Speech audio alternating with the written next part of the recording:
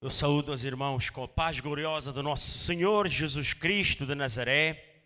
Saúdo também os nossos irmãos internautas com a paz gloriosa do nosso Senhor. É uma alegria imensa estar aqui nesta noite a compartilhar também da mesma alegria que é esta Santa Ceia, onde tantos irmãos estão aqui para engrandecer apenas e só o nome do nosso Deus. Ele sim tem que ser sempre engrandecido, ele sim sempre que tem que ser amado e desejado. Meus queridos irmãos, abramos as nossas Bíblias no livro de João, capítulo 19, versículo 17. Só o versículo 17 e logo de seguida Atos dos Apóstolos, capítulo 13. A igreja hoje está lindíssima, a noiva de Cristo está aqui para adorar ao nome do Senhor, engrandecer o nome do Senhor, tomar a Santa Ceia, que é um dia muito especial. Livro de João, capítulo 19, versículo 17, e depois logo de seguida, Atos dos Apóstolos, número 13.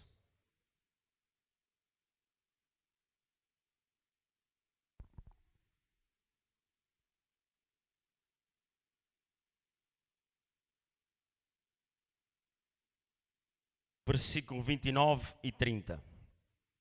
A palavra do Senhor, ela nos fala: e levando ele às costas a sua cruz, saiu para um lugar chamado Calvário, que em hebraico se chama Gólgata. Agora, o livro a seguir, capítulo 13 de Atos dos Apóstolos, versículo 29 e 30. E havendo eles cumprido todas as coisas que dele estavam escritas, tirando-o do madeiro, o puseram na sepultura. Mas Deus o ressuscitou dos mortos. Recapitulando novamente. E havendo ele cumprido todas as coisas que dele estavam escritas, tirando-o do madeiro, o puseram na sepultura, mas Deus o ressuscitou dos mortos. Meus queridos e amados irmãos, eu estava desde há uns 3 dias para cá a pedir uma orientação a Deus para entregar a palavra do Senhor. Confesso que ontem estive aqui na oração e eu continuava a clamar a Deus para que Deus me viesse a dar uma palavra do Senhor. Uma palavra que viesse a falar aos nossos corações. Uma palavra que viesse a enriquecer também de alguma forma a nossa vida. Estando hoje pela manhã, ontem estivemos aqui à noite e hoje pela manhã, e Deus me orientou nestes 3 versículos, no livro de João e no livro de Atos dos Apóstolos, ao qual Deus, Ele quis direcionar com certeza a mensagem para também ela fazer jus ao dia de hoje, a um dia de Santa Ceia, um dia tão especial para as nossas vidas, a um dia que todo bom cristão, todo homem, toda mulher, todo jovem que ama, que deseja a palavra do Senhor, deve estar neste dia. Então que nos perguntamos que Jesus, a palavra nos fala que Jesus, ele é pendurado no madeiro, que Jesus, ele acaba por morrer e que Jesus, mas que Deus o ressuscitou dos mortos. Mas afinal, quem era este Jesus que tantos ainda neste tempo ainda desconhecem? Afinal de contas, quem era este Jesus que tantos que desejam mudanças para a sua vida, desejam mudanças para a sua família, mas ainda desconhecem, muitas vezes não na sua totalidade, mas na sua grande maioria desconhecem quem verdadeiramente era Jesus.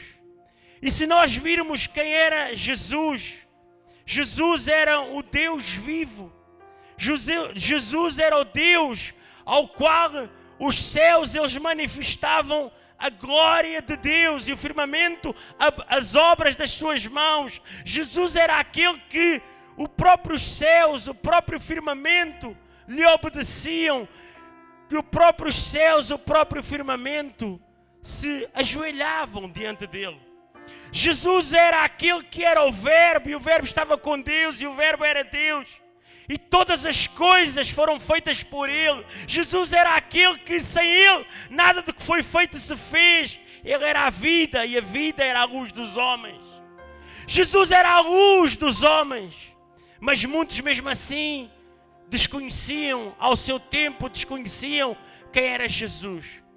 Jesus era o primogênito dos mortos, o príncipe dos reis da terra, era o alfa e o ômega, era o princípio e o fim. Jesus era aquele que João, ele olha para os céus e descreve como sendo um homem com os cabelos brancos, alvos como a neve. Jesus era aquele que da sua boca saíam uma espada com uma faca de 2 gumes. Jesus era aquele que tinha olhos como chamas de fogo, que tinha os seus pés como um latão reluzente. Jesus era alguém de extraordinário, era Deus que desce do céu, vê que a necessidade do ser humano, vê tudo aquilo que nós necessitávamos, e Ele desce do céu para vir apenas para nos servir. Diz a palavra em Filipenses capítulo 2:5, de sorte que há em vós o mesmo sentimento que houve em Cristo Jesus, que mesmo sendo Deus não teve por usurpação ser igual a Deus, mas aniquilou-se a si mesmo, tomando a forma de servo, e humilhou-se até à morte, e morte de cruz, pelo que Deus o exaltou soberanamente. Jesus foi alguém que se fez homem, fez-se criação, tornou-se na sua própria criação, para que nós pudéssemos vir a ser salvos, para que nós pudéssemos vir a ser diferentes. Diz a própria Bíblia que 1000 anos dos homens é como se fosse um ano de Deus.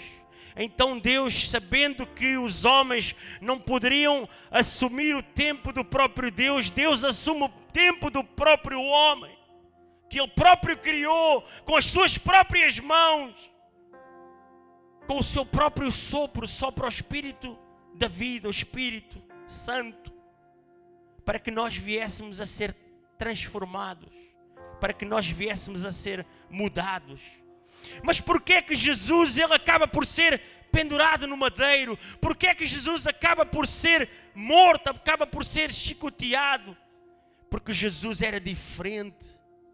Jesus veio à terra para marcar a diferença. Ele começa a olhar para a terra, começa a ver a corrupção humana, a ver que esteve aqui tantas vezes como Deus, teofonicamente, esteve aqui tantas vezes, e que para tentar mudar o pensamento dos homens, para tentar mudar a mentalidade, para tentar mudar o caráter do próprio homem que se ia transformando e que não se conseguia humilhar, que não se humilhava, então ele vem e faz-se Jesus Cristo, torna-se homem, para que a humanidade ela viesse de uma vez por todas a compreender que o caminho que eles estavam a tomar não era o caminho correto, o caminho que eles estavam a tomar não era o caminho para a salvação, não era o caminho para conhecer a Deus, não era o caminho para escutar Deus, não era o caminho para falar com o próprio Deus. Então Jesus se faz homem para vir fazer diferente na terra. E quando Ele se faz homem para vir fazer algo diferente na terra, Ele chama a atenção de multidões, Ele chama a atenção também dos mestres da lei, dos fariseus, dos saduceus, de muitos outros que se achavam religiosos, mas também de uma multidão que queria seguir alguém diferente, alguém que de facto conhecia a Jesus, alguém que de facto sabia o que era o reino dos céus.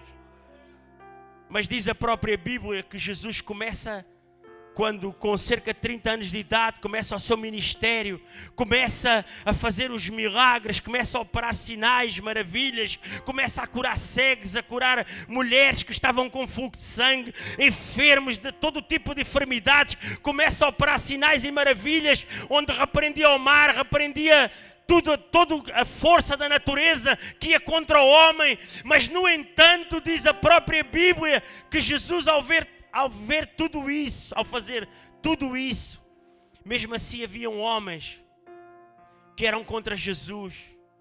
Mesmo assim haviam homens que eram contra os milagres de Jesus. Mesmo assim, vendo tantos milagres, vendo tantos sinais, vendo tantas maravilhas, sabendo eles até que de alguma forma Ele era Deus, mas mesmo assim tentavam aniquilar os propósitos de Jesus na terra, tentavam maltratá-lo, tentavam acusá-lo de toda a maldade que ele não merecia, porque ele era um homem, mas era um homem sem pecado, era o segundo Adão da terra, o homem enviado por Deus, o Filho amado de Jesus, enviado à terra apenas para fazer o bem, apenas para proclamar a verdadeira palavra, apenas para ensinar os seus filhos, apenas para dizer aos seus filhos: filhos, ainda há esperança, filhos, vocês ainda têm esperança. Mas para que essa esperança ela viesse a surgir, era necessário que para muitos a palavra ela fosse ouvida e compreendida na sua mente, e a grande maioria não a queria compreender. A grande maioria do mundo lá fora ainda não o compreende. Passaram-se já 2021 anos e a grande maioria lá fora ainda não compreendem quem é o nosso Jesus. Então Jesus, Ele a operar esses milagres, esses sinais, essas maravilhas, a falar a preparar os seus discípulos, a pregar a palavra do Senhor, e ao mesmo tempo a curar, e ao mesmo tempo a ensinar a palavra àqueles que Ele tanto amava, àqueles que tanto rodeavam, os seus discípulos amados, escolhidos a dedo pelo próprio Deus, para que quando acabasse o tempo dele aqui na terra, Ele deixasse plantados alguém que fizesse aquilo que Ele tanto estava a ensinar, alguém que seguisse o mesmo caminho que Ele estava a querer transportar para a humanidade, para que não fosse só uma meia dúzia salvos, mas fossem milhões, bilhões de almas, viessem a ser transformadas pela palavra, viessem a ser resgatadas, viessem a conhecer o nosso Senhor Jesus Cristo. Mas diz a própria Bíblia que um dia, cerca de 3 dias antes dele ser crucificado, ele estava ali no Monte das Oliveiras e ele chamou 3 discípulos amados, Pedro, Tiago e João, e chama-os para uma conversa com o próprio Deus. Mas ele sabia o que lhe iria acontecer. Ele sabia o que Deus tinha reservado para ele, ou que ele tinha reservado para si mesmo. Era um plano do próprio Deus para redimir a raça humana, para salvá-la do pecado feito pelo primeiro Adão na terra. E ele começa ali naquele momento a orar, afasta-se dos seus discípulos e começa ali a orar a Deus. E diz a Bíblia que a agonia ela se tornou tanta que os vasos sudoríparos, os vasos sanguíneos, eles se romperam e ele derrama sangue. Começa a soar como que sangue. A palavra não diz que era sangue, 100% sangue, mas como que sangue. Ele começa a soar como que sangue. E ele começa a se entristecer, diz a Bíblia, até à morte. E ele começa a falar com o Pai. A Bíblia não nos fala o que ele fala exatamente com o Pai, mas com certeza ele sabia que estava próximo e estava a falar com o Pai. Pai, está próxima a hora de eu voltar. Conforme ele disse também no capítulo 17, glorifiquei-te na terra, Senhor, glorifica-me, Deus, glorifica-me agora tu, ó Pai. Ele sabia o que estava a acontecer, ele sabia o que iria acontecer. Então ele diz: olha, se puderes, passa de mim este cálice, todavia, se faça a tua vontade. Qual foi o cálice, meu irmão, que até hoje tu passaste? Qual é o cálice que nós achamos que na terra está reservado para nós? Às vezes olhamos na nossa caminhada como cristãos e na nossa caminhada antes de sermos cristãos, muitos de nós, e a nossa agonia ela é tanta que pedimos de alguma forma, quem não conhece a Deus pede, olha, me ajuda. Muitas vezes sem sabermos clamamos a Deus, como foi o meu caso há muitos anos atrás, clamarmos a Deus, Senhor, passa de mim, me ajuda, transforma a minha vida, faz com que este cálice ele saia de mim.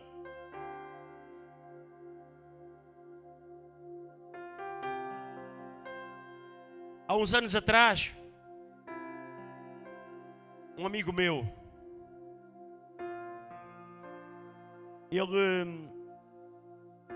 a sua vida não era das melhores vidas. Ele me contou que com 11 anos de idade, a casa onde ele vivia era uma casa de madeira. Os pais eram trabalhadores, mas quando chegava à noite, o seu pai muitas vezes se alcoolizava.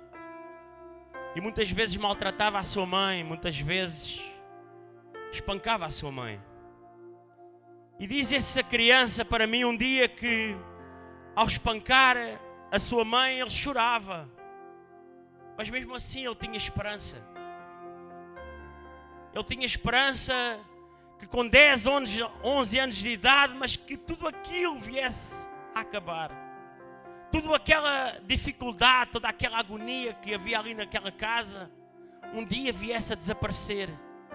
Então ele pedia para crescer, para ser homem rapidamente. Esta criança não era evangélica. E ele pedia para ser homem rapidamente, porque queria ou ajudar a mãe, ou ajudar o pai de alguma forma, ou sair daquela dificuldade. Mas a maior parte das vezes, dos dias, dos meses, das semanas, acontecia toda essa dificuldade. Era o cálice daquele jovem. Acontecia tudo isso. E ele chorava, agoniava-se. Ele se entristecia.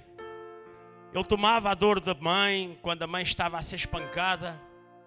A mãe por muitas vezes tentou o suicídio.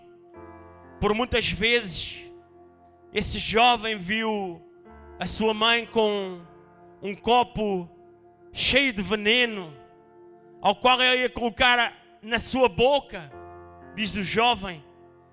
E o jovem abraçava as pernas da mãe, sem saber o que fazer, agarrando na sua mãe, e dizia para que ela não viesse a suicidar, para que ela não se viesse a matar. Era o cálice. Mas a vida, ela tem destas coisas. A vida desse jovem com cerca de 10, 11 anos de idade, talvez seja a vida que muitos aqui, ou alguns tiveram, e que nunca compreendiam o porquê que essas coisas vos estavam a acontecer.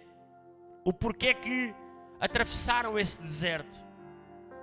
Esse jovem um dia é convidado para a casa de um familiar adulto. E diz a Bíblia, não diz a Bíblia, disse esse jovem para mim, que quando ele é convidado em um dia, mesmo tendo toda aquela agonia na sua casa, toda aquela dificuldade, mas dentro dele, ele tinha uma vontade muito grande de viver. Ele era um jovem alegre, chegava à escola, parecia que nada tinha acontecido. Crianças que estavam às vezes tristes, mesmo ele estando triste, ele tentava sempre fazer a diferença para que essa criança não viesse a sofrer o que ele sofria. Talvez você jovem se tenha revisto em algumas coisas, ou Deus queira que nunca se tenha revisto em nada disto. Um dia ele é convidado, esse jovem, e quando ele é convidado, em uma noite, esse jovem perdeu toda a sua condição de jovem. Sabem porquê?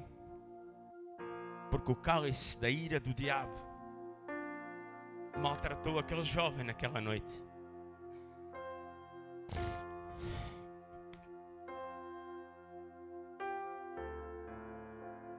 Era o cálice. O cálice que lhe estava destinado.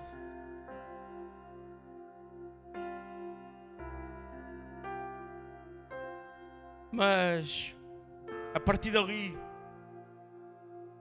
o ato de ser criança deixou de existir. A alegria se foi, desapareceu. E o suicídio começou a subir sempre à sua mente. Todos os dias da sua vida, ele pensava no suicídio. Esse jovem, meus queridos, era eu.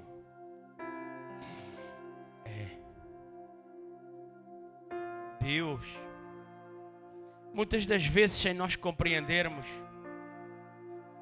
Ele nos reserva um cálice para que nós sejamos transformados em um deserto, para que nós venhamos a ter consciência que outros, eles também sofrem, que outros, tal qual Jesus Cristo de Nazaré sofreu, eles também sofrem aqui na terra. Que muitos aqui na terra vão ter que tomar o seu cálice e andar muitas vezes no deserto, para que nesse deserto eles possam buscar verdadeiramente a Deus, para que eles possam buscar verdadeiramente ao Senhor. Mas sabem, irmãos, uma coisa engraçada, há 10 anos atrás eu aceitei a Jesus. Era inconcebível para mim algum dia eu pensar que iria ser pastor. 10 anos depois, Deus me colocou na mesma cidade onde eu fui maltratado. Naquela cidade onde eu fui maltratado, enquanto eu estive ali na Alhandra, a Def Alhandra, eu clamava apenas uma coisa, pastor Telmo, para que Deus me desse almas. E quando Satanás pensou que eu tinha perdido a minha vida, eu a ganhei em Cristo Jesus.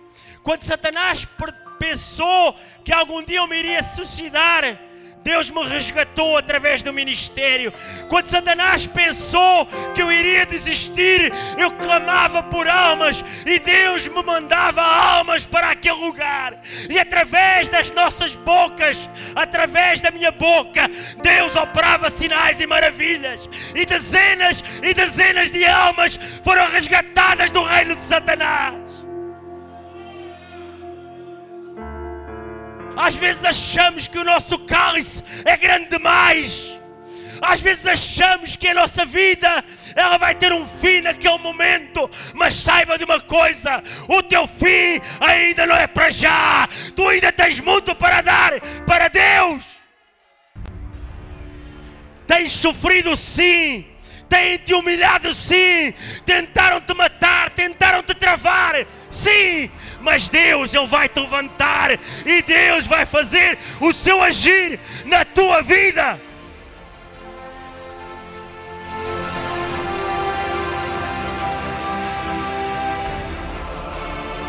Jesus é levado agora para a via dolorosa.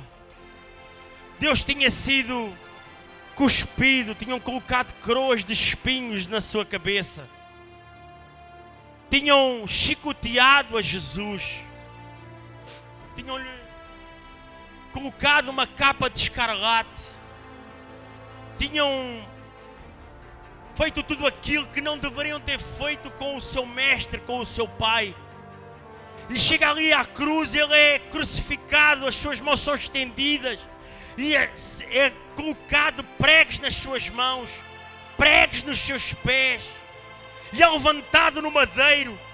E quando ele é levantado no madeiro para morrer, para sofrer ao lado de dois homens que tinham, dois ladrões, dois salteadores, e ele é colocado ali para morrer, colocado ali para sofrer. Mas sabe porque é que Jesus permitiu o seu sofrimento, irmãos? Sabe porque é que Jesus permitiu que ele fosse elevado naquela cruz? Para que ele estivesse ali a sofrer. Ele só permitiu para que você fosse salvo. Para que você viesse a ter uma vida digna. Para que você pudesse estar aqui hoje com o seu filho, graças a Deus. E saber que o seu filho está protegido pelas mãos de Deus. Não como aquele jovem há 39 anos atrás. Não como esse jovem. É por isso que nós devemos estar sempre na casa de Deus. É por isso que nós nunca devemos desistir. Eu vejo homens e mulheres muitas vezes a queixarem-se de nada. Vejo homens e mulheres que não sofreram nada e queixam-se e fazem lamentações, lamúrias. Deus não se agrada dessas lamúrias. Deus não se agrada dessas queixas, que não é sofrimento nenhum, não é nada diante do que o nosso Senhor Jesus Ele passou por causa de nós. Jesus um dia disse para os seus discípulos: se o mundo vos aborrece, sabem que primeiro do que vós me aborreceu a mim. Se vós fosseis do mundo, o mundo amaria o que é seu. Mas como vós não sois do mundo, antes eu vos retirei do mundo. É por isso que o mundo vos aborrece. Isso tudo vos fizeram por causa do meu nome. Vocês estão aqui hoje, mas vocês vão ser aborrecidos. Vocês estão aqui hoje, nesta noite, mas alguém vai tentar vos maltratar. Alguém vai tentar vos humilhar em algum momento da vossa vida. Mas sabendo nós que Jesus, Ele tomou as nossas enfermidades. Jesus, Ele tomou as nossas dores. Foi levantado no madeiro para que nós viéssemos a ter alegria. Para que nós viéssemos a ter esperança. Para que nós viéssemos a ter uma nova vida. Para que nós viéssemos a compreender que muitas das dores que nós passamos, que muitas das agonias que nós passamos, é para trabalhar a nossa forma de ser, é para trabalhar e retirar tudo aquilo que não é nosso e nos achegarmos a Jesus, nos achegarmos a Deus. Se não fosse dessa forma, irmãos, 99% da igreja, se não passasse por um deserto, se não passasse uma dificuldade, 99% da igreja não estaria aqui a adorar.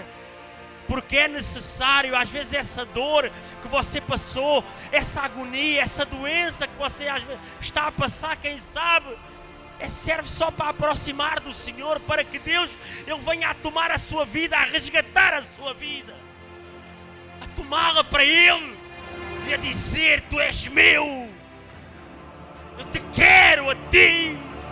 É por isso que você passou tudo o que passou. É por isso que muitas mulheres que estão aqui foram maltratadas muito pelos seus esposos. Esposas também maltrataram os seus esposos. Filhos que se acham que foram maltratados. Oh filho, olha para o teu pai, olha para a tua mãe, obedece. Não sofras.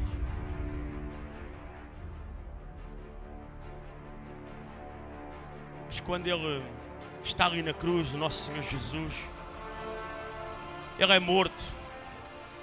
E quando Ele é morto, quando o Senhor Jesus Ele é morto, o véu do templo Ele se rasga de alto a baixo. O véu do templo Ele se rasga. E quando Ele está ali naquele lugar, os sepulcros à sua volta eles se abriram. Mortos eles são ressuscitados, diz a própria Bíblia, que mortos eles são ressuscitados.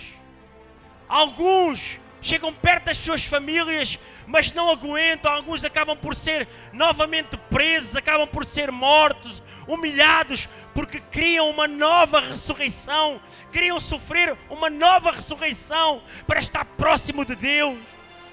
Irmãos, a morte da cruz, eu ouvi um pregador falar isto, e todos nós aqui como crentes sabemos, a morte de cruz ela só é completa e só se torna completa através da ressurreição. Se só existisse morte, se Jesus ele só tivesse morrido, derramado o seu sangue, falado com os seus discípulos, passado tudo aquilo que ele passou, mas se ele tivesse morrido, ele seria um homem igual a nós. Então é necessário que Deus venha a ressuscitá-lo do mundo dos mortos. Sabe porquê, irmãos?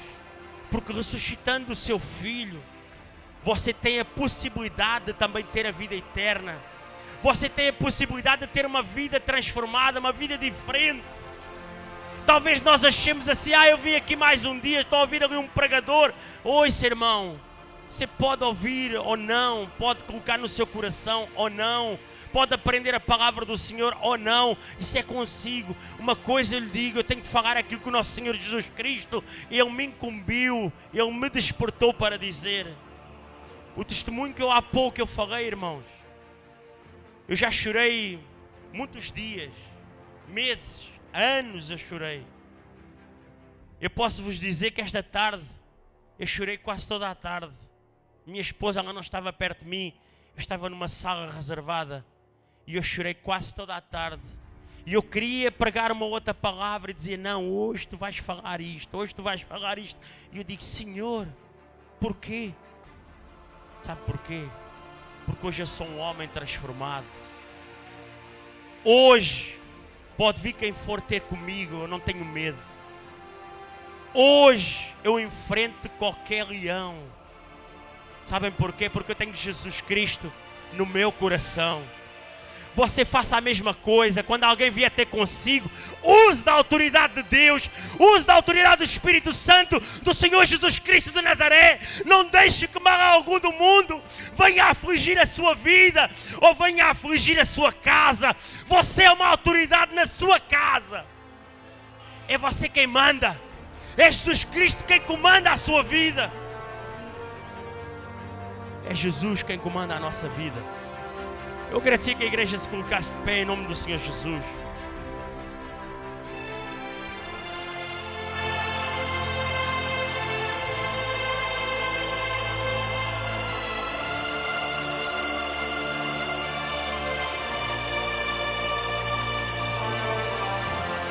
A ressurreição do Senhor Jesus, Ele permite a minha e a tua salvação.